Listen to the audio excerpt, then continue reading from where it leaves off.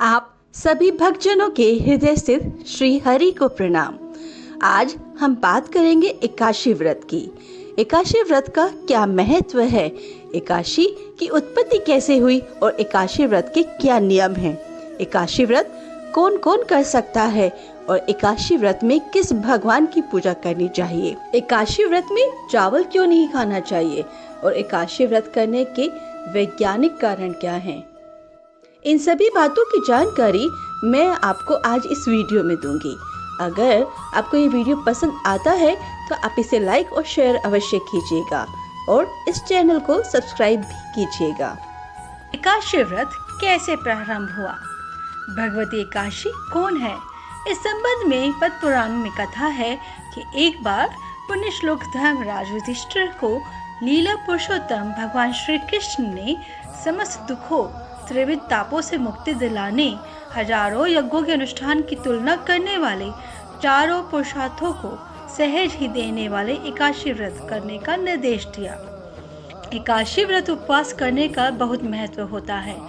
एकादशी का व्रत आत्मा को शुद्ध करने और मोक्ष प्राप्त करने के लिए खुद को तैयार करने के बारे में है। यह कर्मकांड अभ्यास मनुष्य को हानिकारक ग्रहों के प्रभाव से छुटकारा पाने और सुख प्राप्त करने में मदद करता है। सभी हिंदू इस उपवास का पालन कर सकते हैं। यह विष्णु के भक्तों के बीच विशेष रूप से लोकप्रिय है और हिंदू कैलेंडर माह के चंद्र चक्र के 11वें चंद्र दिवस पर रखा जाता है। एकादशी व्रत क्या होता है। एकादशी व्रत आध्यात्मिक सफाई के बारे में है। ये भगवान विष्णु को समर्पित है। हिंदू मान्यता के अनुसार चंद्रमा के 2 अलग अलग चरण होते हैं, कृष्ण पक्ष और शुक्ल पक्ष। प्रत्येक चरण 14 दिनों का होता है। 11वें दिन को एकादशी कहा जाता है। इस दिन रखे जाने वाले व्रत और धार्मिक उपवास को एकादशी व्रत कहा जाता है और दुनिया भर में लाखों हिंदुओं द्वारा मनाया जाता है। यह आध्यात्मिक रूप से लाभकारी दिन माना जाता है क्योंकि इस दिन चंद्रमा की किरणें हृदय की सूक्ष्म नसों और भावनाओं को पोषण प्रदान करती हैं। इस प्रकार प्रत्येक मास में सामान्यतः 2 एकादशियां आती हैं। हिंदू धर्म के अनुसार एकादशी व्रत करने की इच्छा रखने वाले मनुष्य को दशमी के दिन से ही कुछ अनिवार्य नियमों का पालन करना चाहिए। ये हैं एकादशी व्रत उपवास के नियम। दशमी के दिन मांस, लहसुन, प्याज, मसूर की दाल आदि निषेध वस्तुओं का सेवन नहीं करना चाहिए। रात्रि को पूर्ण ब्रह्मचर्य का पालन करना चाहिए तथा भोग विलास से दूर रहना चाहिए। एकादशी के दिन प्रातः लकड़ी की दातुन न करें। नींबू, जामुन या आम के पत्ते लेकर चबा लें और उंगली से कंठ साफ कर लें। वृक्ष से पत्ता तोड़ना भी वर्जित है, अतः स्वयं गिरा हुआ पत्ता लेकर सेवन करें। यदि यह संभव ना हो तो पानी से 12 बार कुल्ले कर लें, फिर स्नान आदि कर मंदिर में जाकर गीता पाठ करें या पुरोहित जी से गीता पाठ का श्रवण करें। फिर प्रभु के सामने इस प्रकार प्रण करना चाहिए कि आज मैं चोर, पाखंडी, दुराचारी मनुष्यों से बात नहीं करूंगा, ना ही किसी का दिल दुखाऊंगा। रात्रि को जागरण कर कीर्तन करूंगा। तत्पश्चात ओम नमो भगवते वासुदेवाय इस द्वादश मंत्र का जाप करें। राम, कृष्ण, नारायण आदि विष्णुओं के सहस्त्र नाम को कंठ का भूषण बनाएं।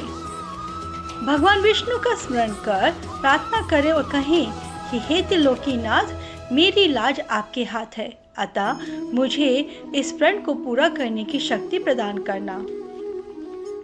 यदि भूलवश किसी निंदक से बात कर भी ली तो भगवान सूर्य नारायण के दर्शन कर धूप दीप से श्री हरि की पूजा कर क्षमा मांग लेनी चाहिए। एकादशी के दिन घर में झाड़ू नहीं लगाना चाहिए क्योंकि चींटी आदि सूक्ष्म जीवों की मृत्यु का भय रहता है। इस दिन बाल नहीं कटवाना चाहिए, न अधिक बोलना चाहिए। अधिक बोलने से मुख से न बोलने वाले शब्द भी निकल जाते हैं। इस दिन यथाशक्ति दान करना चाहिए किंतु स्वयं किसी का दिया हुआ अन्न आदि कदापि ग्रहण न करें। दशमी के साथ मिली हुई एकादशी वृद्ध मानी जाती है। वैष्णवों को योग्य द्वादशी मिली हुई एकादशी का व्रत करना चाहिए। त्रयोदशी आने से पूर्व व्रत का पालन करें। वैष्णवों को योग्य द्वादशी मिली हुई एकादशी का व्रत करना चाहिए। त्रयोदशी आने से पूर्व व्रत का पालन करें। एकादशी के दिन व्रतधारी व्यक्ति को गाजर, शलजम, गोभी, पालक इत्यादि का सेवन नहीं करना चाहिए। केला, आम, अंगूर, बादाम, पिस्ता इत्यादि अमृत फलों का सेवन करें। प्रत्येक वस्तु प्रभु को भोग लगाकर तथा तुलसी दल छोड़कर ग्रहण करना चाहिए। द्वादशी के दिन ब्राह्मणों को मिष्ठान दक्षिणा देना चाहिए। क्रोध नहीं करते हुए मधुर वचन बोलना चाहिए। इस व्रत को करने वाला दिव्य फल प्राप्त करता है और उसके जीवन के सारे कष्ट समाप्त हो जाते हैं। आइए जानते हैं कि एकादशी व्रत में आप क्या क्या खा सकते हैं। एकादशी व्रत के भोजन में फल, दूध और दूध से बनी चीजें, गैर अनाज आदि चीजें खा सकते हैं। इस व्रत में आटा, चावल, गेहूं, दालें, प्याज और लहसुन का सेवन नहीं करना चाहिए। इसके अतिरिक्त मांस, अनाज और मछली को शामिल नहीं करना चाहिए। एकादशी के दिन आप पनीर, घी, मखाना, सिंघाड़े के आटे, कुट्टू के आटे और राजगिरे के आटे जैसे कई तरह के चीज़ों का सेवन कर सकते हैं। जो लोग इस व्रत को यानी निर्जला एकादशी के चरम रूप का पालन कर रहे हैं, उन्हें पानी नहीं पीना चाहिए। व्रत के दौरान धूम्रपान और शराब पीना सख्त वर्जित है। एकादशी व्रत की विधि। एकादशी व्रत वाले दिन भक्तों को सुबह जल्दी उठना चाहिए और सुबह की प्रार्थना के दौरान पूरे दिन के उपवास का संकल्प लेना चाहिए। भगवान विष्णु की पूजा करते समय पवित्र गंगा जल, पवित्र तुलसी, फूल और पंचामृत अवश्य शामिल करना चाहिए। उपवास दो तरह से रखे जा सकते हैं, निराहार और फलाहार। जो लोग इस दिन उपवास करते हैं वे भगवान विष्णु की शाम की पूजा के बाद भोजन ग्रहण कर सकते हैं। हालांकि द्वादशी के दिन अर्थात व्रत के अगले दिन एकादशी पालन तिथि की जाती है। व्रत कथा। सतयुग में मूल दानव नाम का एक दैत्य रहता था। वह बहुत क्रूर था और पृथ्वी पर सभी लोगों को आतंकित करता था और साथ ही देवताओं को भी डराता था। इसलिए देवता स्वर्ग छोड़कर मदद के लिए भगवान विष्णु के पास गए। उन्होंने भगवान विष्णु से प्रार्थना की और सुरक्षा मांगी। भगवान विष्णु उनकी दुर्दशा से हिल गए और दानव से लड़ने के लिए अपने वाहन गरुड़ पर सवार हो गए। मूर्दानव और भगवान विष्णु के बीच 1000 वर्षों तक युद्ध चला। मूर्दानव पूरी शक्ति और ऊर्जा के साथ लड़ रहा था। अब भगवान विष्णु ने अपनी रणनीति बदलने का फैसला किया। भगवान विष्णु ने दिखाया जैसे कि वह युद्ध से थक गए हों। वह हिमालय की एक गुफा में छिप गए। इस बीच भगवान विष्णु ने इस विशाल गुफा में एक झपकी लेने का फैसला किया। अब राक्षस मूर्दानव उस गुफा में पहुंचा जहां भगवान विष्णु विश्राम कर रहे थे। उसने देखा कि वे गुफा के अंदर सो रहे हैं। उसने अपनी तलवार निकाली और भगवान विष्णु को मारने के लिए आगे बढ़ा। जैसे ही वह भगवान विष्णु की ओर तलवार चलाने वाला था, भगवान विष्णु के शरीर से एक अत्यंत सुंदर महिला निकली। मूर्दानव उसकी सुंदरता पर मोहित हो गया और उससे शादी करने के लिए कहा।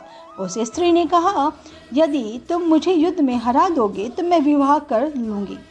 तो मूर्दानव ने उस स्त्री के साथ लड़ाई शुरू कर दी। आखिरकार मूर्दानव को उस स्त्री ने हरा दिया और मार डाला। वह कोई और नहीं बल्कि महाशक्ति थी।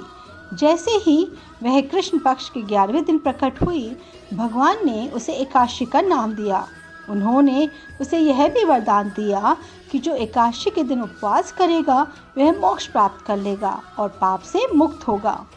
अलग अलग महीनों की एकादशियों से संबंधित अलग अलग कथाएं हैं। यह कहानी हिंदू शास्त्र पर आधारित है, जिसे पद्म पुराण के नाम से जाना जाता है। आइए अब जानते हैं एकादशी व्रत करने के क्या फायदे होते हैं। एकादशी व्रत रोग और व्याधियों को रोकता और ठीक करता है। इसका शरीर पर विषहरण प्रभाव पड़ता है और आंत प्रणाली को साफ करता है। एकादशी व्रत भगवान विष्णु के आशीर्वाद को आकर्षित करने में मदद करता है। यह व्रत पिछले पापों से छुटकारा पाने में मदद करता है। एकादशी का व्रत आध्यात्मिक उन्नति का मार्ग प्रशस्त करता है। यह व्रत जीवन में पूर्णता प्राप्त करने में मदद करता है। एकादशी व्रत रखने वालों को मन, धन और परम मोक्ष की धार्मिक प्रवृत्ति प्राप्त होती है। एकादशी का व्रत पाचन तंत्र, श्वसन तंत्र, संचार प्रणाली और साथ ही मूत्र प्रणाली में सुधार करता है। एकादशी का व्रत मानसिक और शारीरिक दोनों रूप से मजबूत बनाता है। आइए अब जानते हैं कि आप एकादशी व्रत का उद्यापन कब कर सकते हैं। एकादशी के व्रत का उद्यापन विशेषकर माघ शीर्ष के महीने में माघ माह में या भीम तिथि के दिन करना चाहिए। 14 एकादशियां करने के बाद ही उद्यापन किया जाना चाहिए।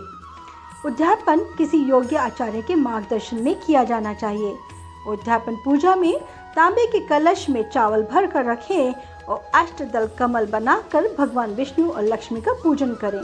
पूजन के बाद हवन करें और सभी ब्राह्मणों को फलाहारी भोजन करवाकर वस्त्र दान आदि करें। आखिर एकादशी के दिन चावल क्यों नहीं खाना चाहिए? चावल न खाने का धार्मिक कारण। पौराणिक कथा के अनुसार महर्षि मेधा ने मां शक्ति के क्रोध से बचने के लिए धरती में अपने शरीर का त्याग कर दिया था। कहा जाता है कि जिस दिन उन्होंने अपने शरीर त्यागा था उस दिन एकादशी थी। जब महर्षि ने अपना शरीर त्याग दिया तो वे चावल और जौ के रूप में धरती में से जन्म लिया। इसी कारण चावल और जौ को जीव के रूप में माना जाता है। एकादशी के दिन इनका सेवन करना यानी महर्षि मेधा के खून और रक्त का सेवन करने के बराबर है। आइए अब जानते हैं इसके पीछे वैज्ञानिक कारण। एकादशी के दिन चावल न खाने के पीछे वैज्ञानिक कारण भी छिपा है। इसके अनुसार चावल में अधिक मात्रा में पानी पाया जाता है। ऐसे में पानी में चंद्रमा का प्रभाव अधिक होता है और चंद्रमा को मन का कारक माना जाता है। जब व्यक्ति एकादशी के दिन चावल का सेवन करता है तो उसके शरीर में अधिक मात्रा में पानी हो जाता है। ऐसे में उसका मन चंचल और विचलित होने लगता है और उसे अपना व्रत पूर्ण करने में कई समस्याओं का सामना करना पड़ सकता है। इसीलिए एकादशी के दिन चावल खाना वर्जित माना गया है। सनातन धर्म को विज्ञान पुष्ट बनाए रखने के लिए ऋषि मुनियों ने विज्ञान के अद्भुत रहस्यों को परंपराओं में बांध दिया ताकि लोग उसका अनुसरण करके स्वतः लाभान्वित होते रहें। क्या आप जानते हैं कि एकादशी व्रत पूरी तरह विज्ञान के सिद्धांतों पर आधारित है। गरिष्ठ भोजन के त्याग और एकादशी के दिन आवश्यक रूप से व्रत के विधान के पीछे विज्ञान है। अमावस्या और पूर्णिमा को सूर्य, चंद्रमा और पृथ्वी की स्थिति ऐसी होती है कि उस दिन पृथ्वी पर वायु का दबाव सर्वाधिक होता है। यह बात सभी जानते हैं। इसी कारण इन दिनों समुद्र में बड़े बड़े ज्वार भाटे आते हैं। अगले दिन समुद्र बहुत शांत रहता है। यह बात समुद्र के किनारे रहने वाले लोगों ने अनुभव किया होगा। दबाव के इसी विज्ञान के पीछे एकादशी व्रत का कारण भी छिपा है। शरीर विज्ञान कहता है कि जो भी हम आहार लेते हैं उसे पूरी तरह शरीर में अवशोषित होकर उसके सार तत्व को मस्तिष्क तक पहुंचाने का पूरा चक्र 3 से 4 दिनों तक का होता है। 1 दिन से अधिक तो वह आंतों में रहता है। उसके बाद उसके अवशोषण की प्रक्रिया अपशिष्ट के शरीर से बाहर निकलने का आदि का कार्य चलता रहता है। इस प्रकार हम जो भी भोजन एकादशी को लेते हैं वे पूरी तरह से मस्तिष्क को प्राप्त होते होते पूर्णिमा या अमावस्या आ ही जाती है। पृथ्वी पर इस दिन चंद्रमा की आकर्षण शक्ति का दबाव सबसे अधिक रहता है, जिसके कारण मस्तिष्क के अप्रत्याशित व्यवहार की आशंका सर्वाधिक होती है। एकादशी व्रत के दौरान गरिष्ठ और तामसी वस्तुओं का त्याग कर दिए जाने के कारण मस्तिष्क को पूर्णिमा या अमावस्या को सात्विक ऊर्जा ही मिलती है। इस कारण ही उसके विचलित होने की आशंका सबसे कम हो जाती है। दिमाग जिसे शरीर के सारे निर्णय लेने हैं उसे खुराक ही ऐसी मिलती है कि वह असंतुलित नहीं होता। यह तो हुआ सबसे सामान्य सा कारण। एक और कारण है जिसे आप सभी को जानना चाहिए। जैसे पूर्णिमा और अमावस्या को चंद्रमा का आकर्षण सर्वाधिक होता है क्योंकि उस दिन वह पृथ्वी के ज्यादा निकट होता है, उसी प्रकार सप्तमी के दिन वह सबसे दूर होता है और उसका आकर्षण सबसे कम होता है। चंद्रमा की उपस्थिति हमारे लिए उपयोगी और आवश्यक है। शास्त्रों में कहा गया है कि न्यूनता और अधिकता दोनों ही उचित नहीं है। एकादशी ही एक ऐसा दिन है जिस दिन चंद्रमा का दबाव संतुलित रहता है। कारण वे सप्तमी और अमावस्या या पूर्णिमा के बीच की तिथि है, अर्थात मानव शरीर पर चंद्रमा का प्रभाव एकादशी को सबसे संतुलित होता है। ऋषियों ने इसी शोध का लाभ ले लिया और हमें निरोग रहने का नुस्खा दे दिया। जैसा कि हम सब जानते हैं कि समस्त बीमारियां वात, पित्त, कफ के त्रिदोषों के कारण होती है।